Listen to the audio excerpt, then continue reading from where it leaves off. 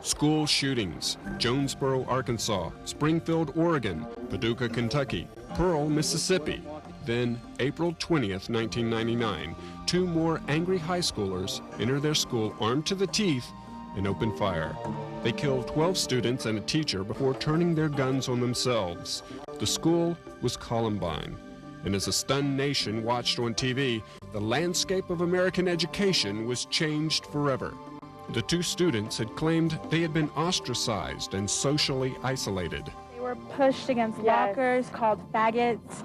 Everybody looked at them like they didn't belong, didn't fit in. Most rampage killers are under enormous stress, under enormous pressure. They've been beaten down. They're feeling a sense of humiliation. And almost all of them, in their rampage killing, are attempting to turn this feeling of humiliation into feelings of pride. The nation searched for answers. Leaders called for police in schools, more metal detectors, cameras, and other ideas like posting the 10 Commandments in schools. Some even suggested profiling students they believed were different, as if different meant potentially violent. We'll look for these warning signs of people who are going to go out and shoot things, people that wear black, people that seem isolated. So then what happens? People start looking and they see these kind of signs, and that just escalates, and it just causes more problems. This is exactly the wrong way to go. You're taking kids who are already being ostracized, who are already being excluded, and then you give the popular kids license to point them out, and you give them a feeling of rectitude because you're now letting them label these kids as potential killers. It's a terrible kind of atmosphere to create in a school. More school shootings followed. Near San Diego, a young man who later claimed he had been taunted and bullied opened fire at Santana High School. For years, alarmed parents at the school had asked for help to curtail, as Attorney General John Ashcroft characterized, this onerous culture of bullying. And we provided some resource to get that done, and they worked to get that done, and yet you still have an outcome. It takes more than what the government can do. It's going to take some response on the part of our culture. Our culture has a number of tools we can use to address this problem. For instance, science and technology has given us the metal detector.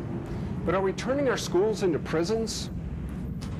Here at Dana Middle School in San Diego, California, their tool is science, the science of psychology. Don't forget, test on Friday.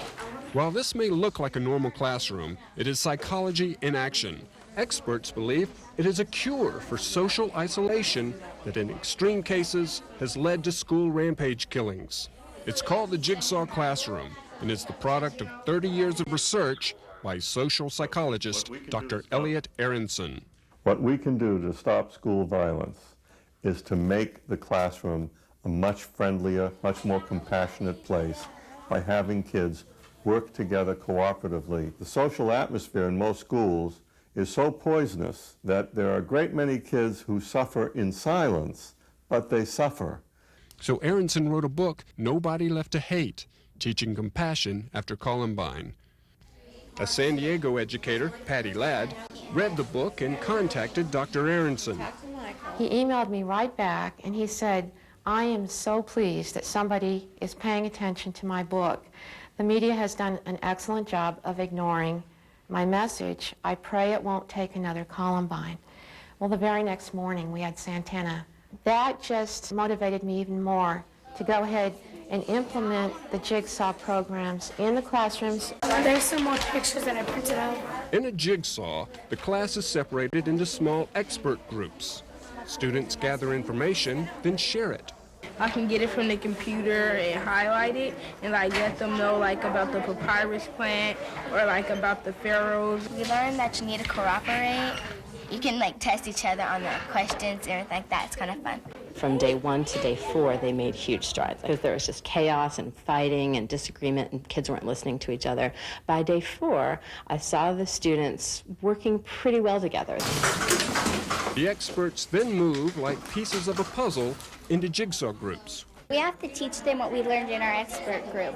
When they have to teach it to one another, they know it in and out. And suddenly it actually elevates that child's status, that they are good at something. They've accomplished something. Today, it was actually fun. We've had a few letters come back, notes from parents saying, whatever you're doing in the classroom, my kid is really engaged right now and really happy. Basically divided it up to make it easier. Wait, but how'd you get the bottom down here since it ended with his dad dying? Those are What were? Oh, those are the facts that lead up to the end. I think it should have told it earlier. Yeah, because it wouldn't get as badly hurt. Yeah, because it would have been more protected than what it was before. So do you think, though, for your test purposes, that Albert's taught you well enough to where you're ready to go for your test on Friday, for the clock time? Okay. We just all sit down and do the work, and if they start to goof off, I just tell them to stop goofing off and do the work because I'm getting graded on this too. But few schools are currently using Jigsaw because schools have been slow to admit having social problems. Most teachers really do feel like their eyes are everywhere and that we can avert any kind of, teasing or taunting. That's not necessarily true, and that was confirmed by the students who, in a very candid conversation, said, yeah, but this goes on in the bathrooms and the teachers aren't in the bathrooms. This goes on in the four-square game and the teacher can be 10 feet away, but it's subtle. We can teach empathy just like we can teach children how to read, and I think that's our charge. Jigsaw works really well if it's only done for 1 hour a day. Kids like it, they get along with each other better, they look at each other with respect, friendships develop. I'm meeting a lot of people that I never knew before. And they do better on objective exams. What more could you ask? I found out that she wanted to be my friend as much as I wanted to be her friend. So that's how we became friends. Bob Winstead, CNN, San Diego, California.